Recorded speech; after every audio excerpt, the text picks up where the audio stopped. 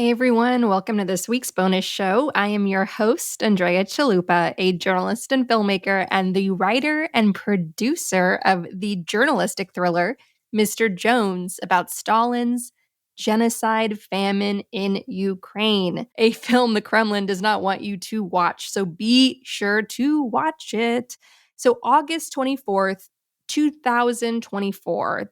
August 24th is Ukrainian Independence Day.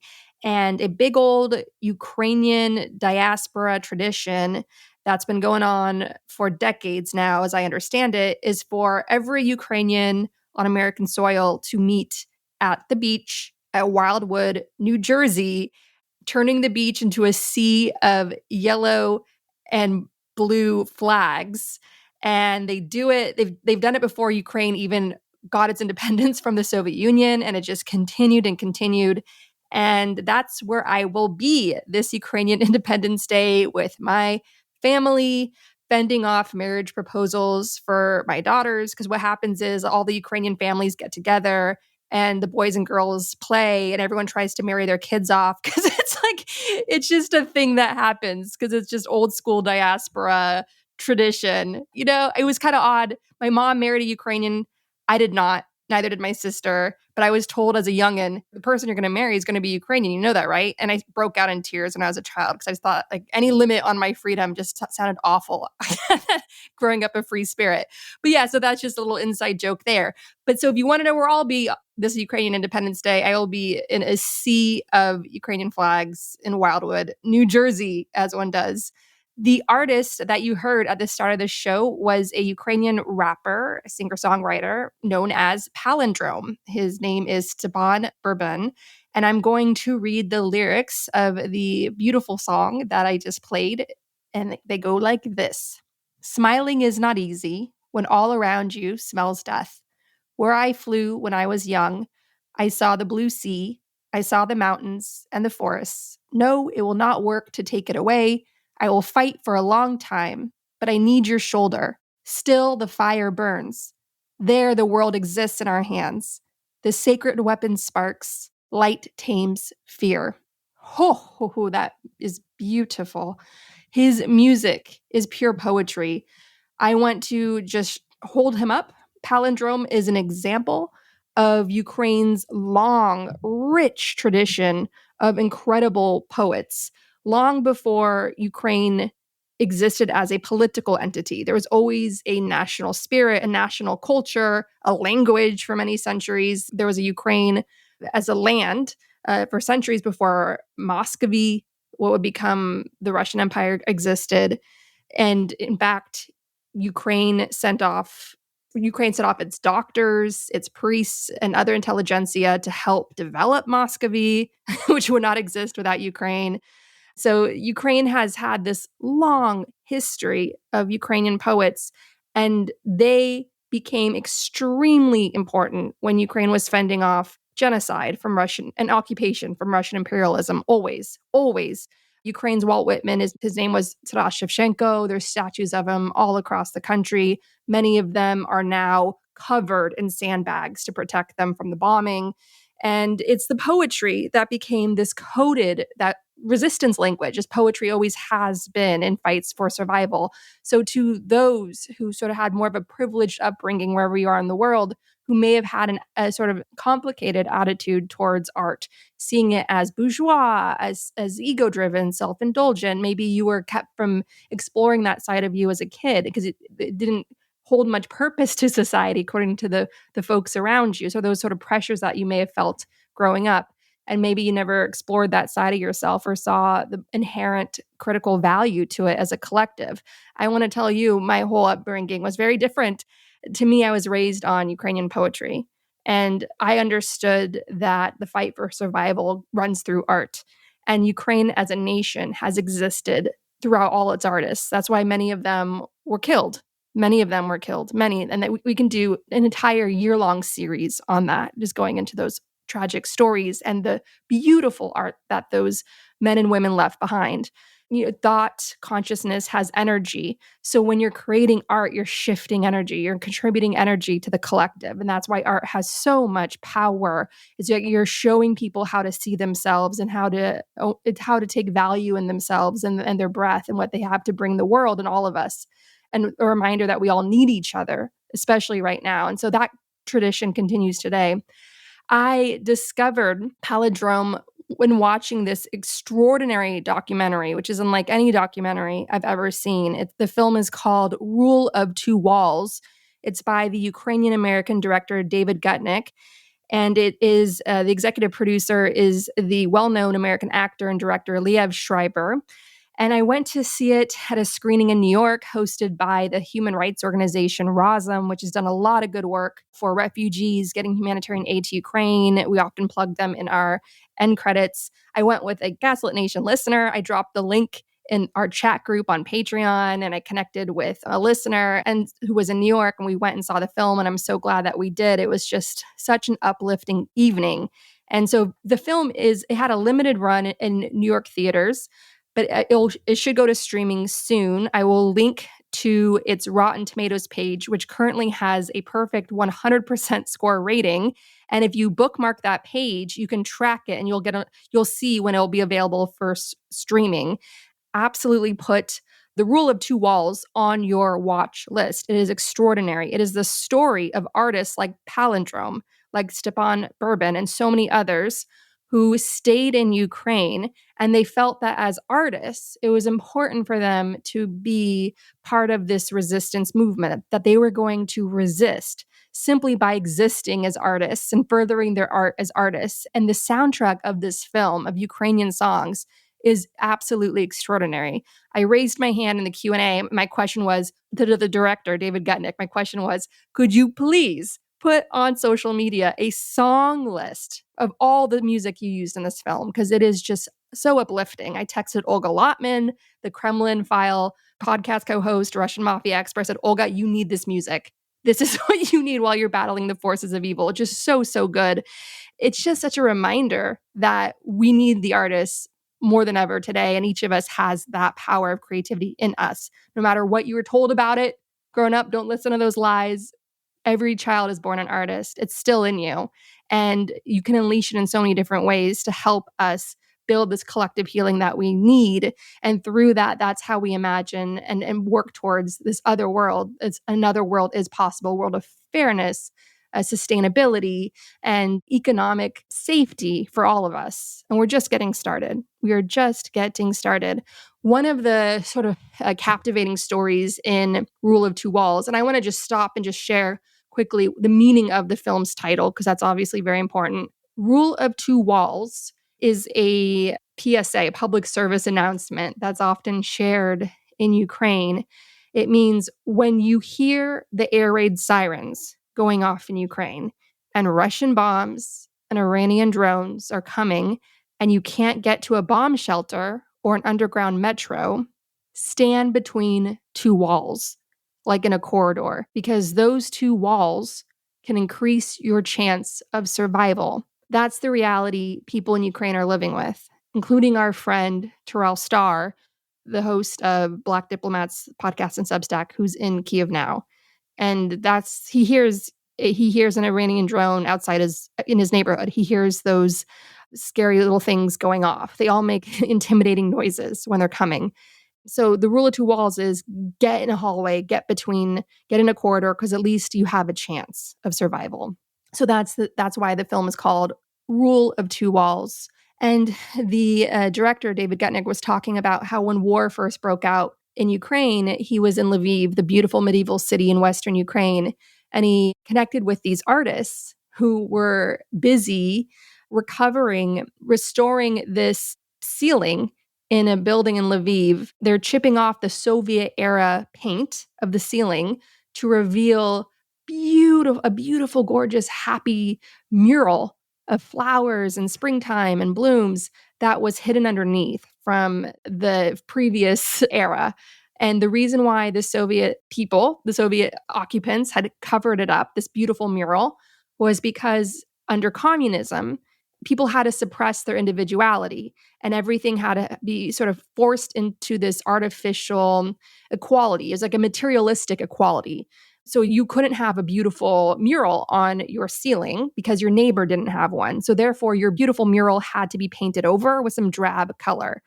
And it was just anti-creativity, is anti-individuality, and it was totally unnatural, totally unnatural. That's why I have that line in my film, Mr. Jones, where Gareth Jones is trudging through the famine-ravaged countryside, and he's interviewing a woman, a young woman, a famine survivor, and asking, like, what's happened here? And she looks at him, like, very stunned, this ache in her eyes, and says, man came and thought he could destroy the natural laws. It was totally unnatural. And one thing that really stood out to me in my research of one of my historical mentors, Eileen O'Shaughnessy, better known as Mrs. Orwell. She was Orwell's wife and muse, a badass, more Orwell than Orwell. Like, he would not exist.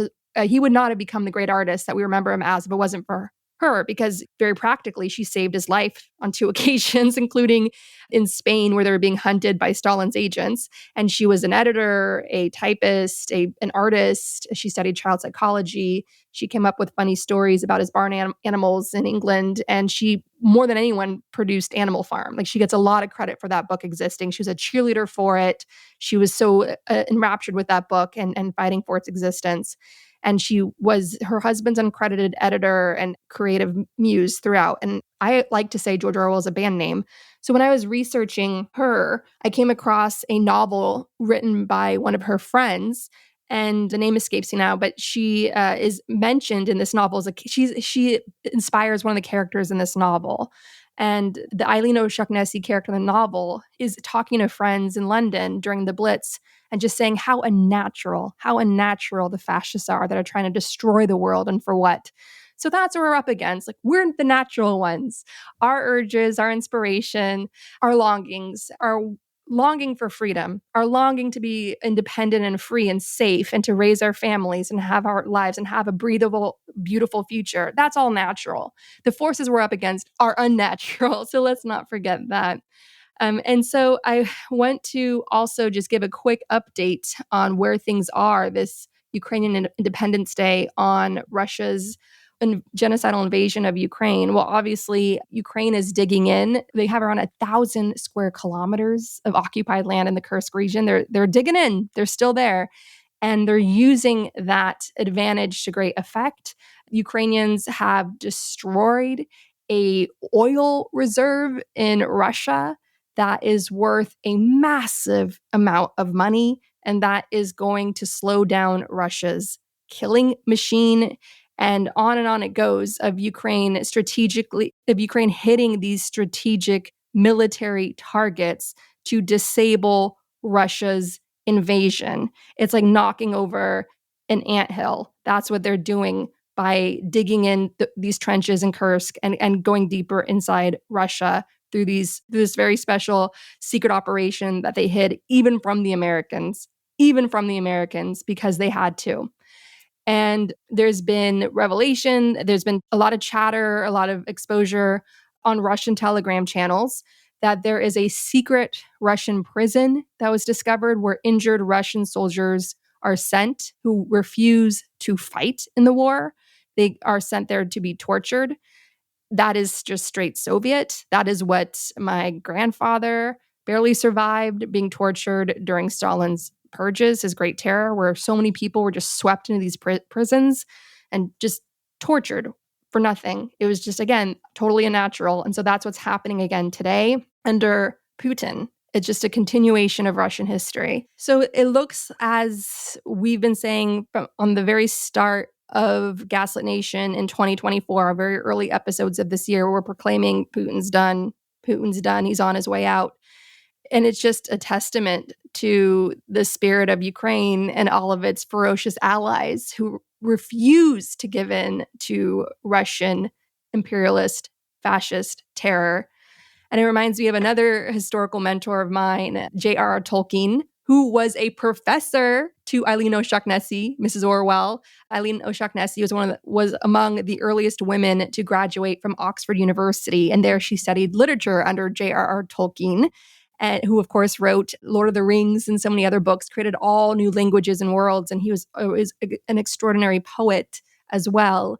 And I'm reading his biography now to understand how he took one of the most brutal chapters of human history, the Great War, where there are millions killed, just bodies just strewn out, covering these fields, the animal carnage of these death stench trenches, and how he was able to take that horror and transform it into timeless art. And so in reading about Tolkien's story, I think he would be, in his beautiful biography by Humphrey Carpenter, I think Tolkien would be very pleased that many people around the world on social media have labeled Russia's mindless and natural army as orcs, because that is absolutely what they are. Every time you read about this, I mean, having this prison, of this Russian prison where the soldiers are just being tortured for refusing to go back into Putin's meat grinder. Yeah, they're orcs. That nails it. All right, everyone. So I'm going to go into our main discussion for this week's bonus show. And it is going to be me updating you all on some personal projects that I'm working on, as well as a revelation I had connected to this DNC that just happened. I had the opportunity to go myself, and in the weeks leading up to it, I declined for reasons that were a big discovery to me. And I want to share that with you in case my story can help anyone in our community who's dealing with something similar. So that's a personal story. So I'm going to share it just with the community because there's a lot I wanted to get off my chest there. And in the meantime, also for our Gaslit Nation subscribers at the truth teller level and higher on Patreon, if you want to join us there, you can sign up at patreon.com/gaslit. We have a lot of big events planned for you, including, of course, the in-person live taping of Gaslit Nation on the evening of September 16th, 7 p.m. Eastern. That's an in-person live taping with Terrell Starr of the Black Diplomats podcast at the Ukrainian Institute of America in New York to celebrate In the Shadow of Stalin, the graphic novel adaptation of my film, Mr. Jones, directed by the great Agnieszka Holland. The next day, September 17th at 12 p.m. Eastern, we're having a virtual live taping with investigative journalist Stephanie Baker, author of the new book, Punishing Putin, Inside the Global Economic War to Bring Down Russia. It was highly praised by former Gaslit Nation guest Bill Browder, the champion of the Magnitsky Act, whose work has been instrumental in leading sanctions against Russia's violent corruption. Wednesday, September 18th at 4 p.m. Eastern, we're having a virtual live taping with politics girl, who is the world's biggest sweetheart, Leigh McGowan, author of the new book, A Return to Common Sense: How to Fix America Before We Really Blow It. I'm so excited for that discussion. Leigh has such great energy. Come and meet her. Tuesday, September 24 at 12 p.m. Eastern, a virtual live taping with David Pepper, the author of Saving Democracy. David, of course, has been on the show before. He's joining Gaslit Nation again to talk about his new art project based on Project 2025. So if you're into resistance art, this is a discussion for you. Gaslit Nation Patreon supporters at the truth teller level and higher, join us at these live tapings, drop your questions in the chat, hang out, come meet these incredible authors, share your ideas, insights, join the conversation. Our virtual tapings are always so much fun and bring a lot of good energy to the show. And obviously, as I'm interviewing the guest, the chat is open. We're reading questions from the chat. And then when the interview is done and we hit off on the record button, then we can all just chat live. That's what I often do. We have like a little hangout over the show, and a lot of interesting ideas and questions and things have sparked in those discussions. So I really hope to see you all there. And we also have an active chat called the Victory Chat, because we're going to win in our Patreon community. So if you want access to all that, our little safe space as we fight for democracy, come join us at patreon.com/gaslit. That's patreon.com/gaslit. Thank you to everyone who supports the show. We could not make Gaslit Nation without you.